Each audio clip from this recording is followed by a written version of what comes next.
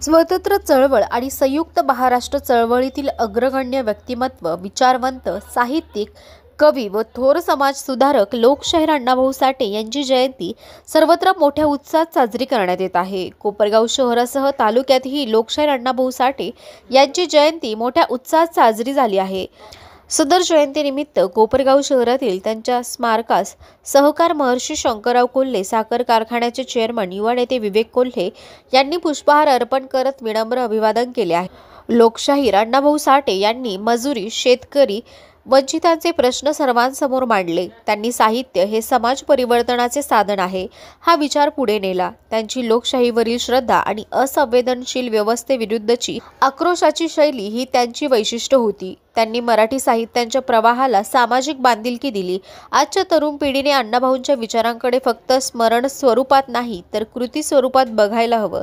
त्यांच्या संघर्षातून शिकून आपली सामाजिक जबाबदारी पार पाडावी असे मत विवेक कोल्हे यांनी यावेळी व्यक्त केले आहे। या प्रसंगी भाजपा पदाधिकारी, सदस्य, माजी आमदार, नगराध्यक्ष, नगरसेवक व मातंग समाज बांधव मोठ्या संख्येने उपस्थित होते। कोपरगाव एक्सप्रेस न्यूजसाठी सुनील ससाने, कोपरगाव।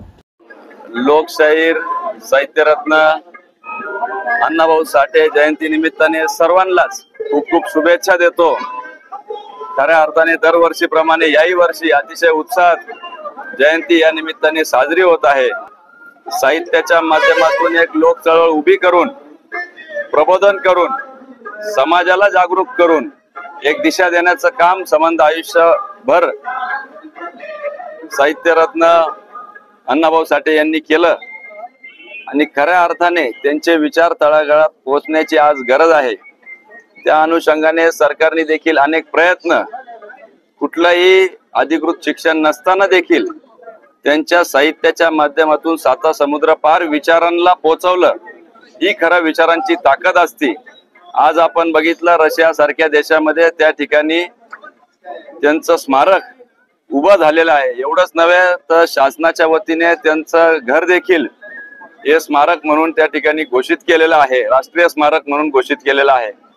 आणि म्हणून आजच्या पिढीच्या दृष्टिकोनातून की त्या प्राप्त परिस्थितीवर मात करून रडायचं नाही तर लढायचं या उद्देशाने त्यांनी समाज परिवर्तनाचा एक विडा उचलून पूर्ण आयुष्य त्या दिशेने सेवा दिलेली आहे। निश्चितपणाने आजच्या दिवशी या महामानवाला अभिवादन करण्यासाठी आम्ही सर्वच या ठिकाणी उपस्थित झालेलो आहे।